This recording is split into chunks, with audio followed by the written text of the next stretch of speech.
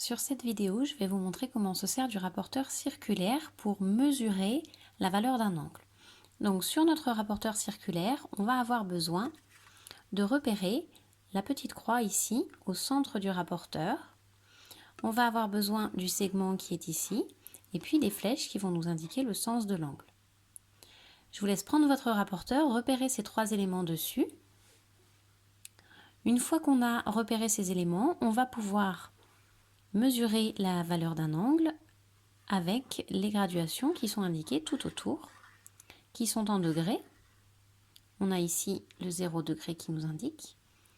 Donc sur un rapporteur circulaire, on peut aller jusqu'à 340, 350, 360 degrés. Je vous montre sur un exemple. J'ai ici dessiné un angle. Si on veut mesurer un angle, c'est trouver combien il va faire de degrés. C'est la question que l'on se pose. Donc, nous allons prendre notre rapporteur. La première étape, c'est de positionner la petite croix sur le sommet de l'angle. Donc, on va positionner la petite croix précautionneusement sur le sommet de l'angle. Ici, c'est correctement placé. La deuxième étape, c'est de placer le segment du rapporteur sur un des deux côtés de l'angle. Donc, je vais placer mon segment en faisant tourner mon rapporteur doucement, en étant bien précis. Il est important de prendre son temps pour que le rapporteur soit bien placé, sinon on n'arrivera pas à lire la mesure correctement. Donc une fois que j'ai placé mon segment correctement, je vais vérifier que ma petite croix est toujours bien sur le sommet de mon angle. À ce moment-là, je me sers des flèches. Les flèches qui sont dans ce sens vont bien avec l'angle. Elles vont bien à l'intérieur de l'angle. Donc ici, on va pouvoir lire la mesure.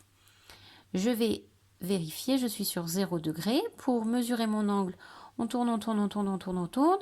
On arrive jusqu'à ici, on est à 50. Donc on a un angle qui mesure 50 degrés.